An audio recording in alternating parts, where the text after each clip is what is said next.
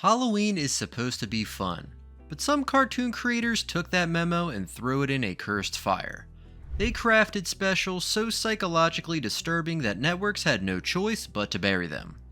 Many people are crazy about finding these lost episodes, and for good reason. They represent a moment when animation went too far, blurring the line between spooky and genuinely traumatic. We're not talking about cheap jump scares. We're exposing the specials that dealt with grim reapers, body possession, and existential dread. The episodes they hoped you'd forget are back. When you think of Disney, you probably think of magic castles and fairy tales, but not all things are what they seem. You see, over the last decade, the squeaky clean animation giant has produced some of the most genuinely terrifying Halloween content out there. Episodes so intense, they were essentially soft banned, pulled from kid-friendly playlists, and hidden deep within streaming libraries. What many overlooked is how shows on Disney Channel and Disney Plus started pushing the boundaries of horror, leading to some serious backlash. A prime example is the 2019 Amphibia special, The Shut-In. On the surface, it's a classic Halloween setup. The main characters are stuck indoors during a storm and decide to tell scary stories. The catch? This isn't just any storm. It's a blue moon event that turns the local friendly frog population into ravenous zombie-like monsters. The episode unfolds as an anthology, with each story escalating in creepiness.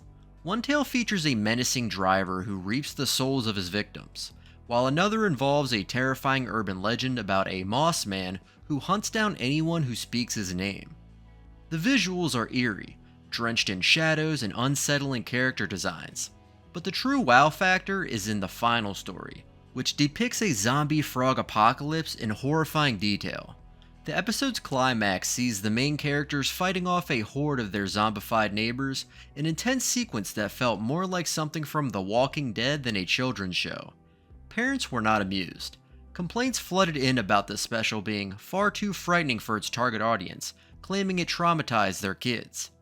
Despite earning a massive 8.7 rating on IMDb for its clever writing and genuine scares, Disney quietly limited its reruns on their main channel. It became one of those episodes you had to seek out, a piece of forbidden media whispered about by fans. But the controversy didn't stop there. 3 years later, the Owl House delivered what some consider to be one of the most disturbing sequences in modern Disney history in its special, thanks to them. The show was already known for its darker themes, but this episode took it to a whole new level. The plot involves the main characters trapped in a haunted high school during a lockdown, haunted by a witch-hating villain named Bellows. The real horror comes from Bellows' Grimwalker curse, which allows him to possess people. In a truly nightmare-inducing scene, he takes over the body of a beloved character, Hunter. The animation depicts this possession through grotesque body horror, with Bellows' sludge-like form oozing out of Hunter's eyes and mouth as he contorts his body in unnatural ways. It's a deeply unsettling moment of personal violation and physical monstrosity. To put it mildly, this was folk horror for a new generation, and parents were horrified. The episode was called Nightmare Fuel, and Disney seemed to agree. Amid existing tensions with the show's creator and its controversial cancellation, the network downplayed the special in all its family-friendly marketing. It was a clear sign that thanks to them had crossed an invisible line, becoming too creepy even for a show already on the edge. The thing nobody tells you is that these weren't isolated incidents, but part of a trend. For years, Cartoon Network has been the home of weird, surreal, and sometimes edgy animation. Shows like Adventure Time and Regular Show were famous for blending kid-friendly comedy with surprisingly mature themes. But during Halloween, the network let its creators off the leash, and the results were sometimes too intense even for their late-night programming blocks. These specials weren't just spooky, they were genuinely unsettling, leading to edits, viewer complaints, and a reputation for pushing the envelope a little too far. Take the 2015 regular show special, Terror Tales of the Park 5. The Terror Tales series was an annual tradition, but this particular installment ramped up the horror to an 11. It was another anthology, a format that seems to give creators the freedom to get truly weird. One of the segments involved a group of friends facing off against killer pies.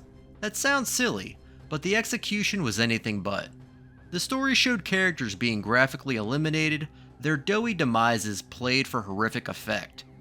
Another story featured a vengeful ghost haunting an old house, using classic jump scares and psychological dread. But the most controversial segment was the last one, which depicted one of the main characters taking a cursed elevator ride straight down to a hellish dimension. The imagery was surreal and demonic, with twisted creatures and a palpable sense of dread. Many people were crazy about the show's creativity, but the network censors felt it went too far. In some subsequent airings, the episode was edited to tone down the most graphic moments, a clear admission that the original cut was too intense for their audience. Then there was Steven Universe's 2016 episode Nightmare Hospital. What many overlooked about this show was its ability to tackle deep, emotional subjects beneath its colorful exterior. This episode, however, traded emotional depth for pure, uncut body horror. The story follows the main characters, Steven and Connie, as they infiltrate a dark, abandoned hospital to rescue Connie's mother. Inside, they discover that the hospital is infested with monstrous, gem-fused abominations, failed experiments that writhe and crawl through the shadowy corridors. The atmosphere is incredibly claustrophobic and tense. The episode is a masterclass in horror, using darkness, sound design, and grotesque monster designs to create a feeling of relentless dread. The wow factor here was just how far it strayed from the show's usual tone. Fans were used to emotional gut punches, not scenes that looked like they were ripped from a John Carpenter film. The intense, almost depressing horror of the episode drew criticism for being too much for the show's younger fans. As a result, it was rarely featured in reruns or promotional material, becoming another hidden episode that was too scary for its own good. But the creepiest cartoons weren't just on cable, they were lurking in streaming libraries too. In the age of streaming, banning an episode is harder to do. Instead of being pulled from the air, controversial episodes are often buried by algorithms, hidden from family profiles, or given content warnings. This is especially true for adult animated shows, where the line for what's considered too much is constantly shifting. You see, the creepiest specials aren't always about ghosts and monsters. Sometimes they're about horrors that are frighteningly real, from deep-seated trauma to the slow, agonizing decay of the human spirit. For instance, Bob's Burgers' 2015 episode The Haunting is from a show that is largely considered family-friendly. The episode is a brilliant deconstruction of a haunted house story, where the Belcher family tries to scare their kids only for things to get genuinely out of hand. The jump scares and chaotic energy were a bit too effective, creating a frantic sense of panic that some younger viewers found overwhelming. But when you move into the realm of adult animation, the definition of creepy changes entirely. Take Tuca and Birdie's 2019 episode Corpse Week. The special revolves around a holiday where families confront their deceased relatives. It blends bizarre, gory visuals with a raw emotional exploration of trauma and grief. The episode's depiction of demon-possessed family members and unsettling rituals was controversial, not just for its gore, but how it connected that gore to real painful human experiences. Streaming services like Netflix, wary of its intensity, made sure it never popped up in family-friendly recommendations. However, no show has mastered psychological horror quite like BoJack Horseman. Its 2018 Halloween episode, Mr. Peanut Butter's Booze, is a masterpiece of unsettling storytelling. The episode is set during a looping Halloween party, flashing back to the same party in different years. Through this structure, it exposes the toxic patterns of emotional abuse and nihilism in Mr. Peanut Butter's relationships. The ghosts aren't literal, they're the haunting memories of past failures and cruelties.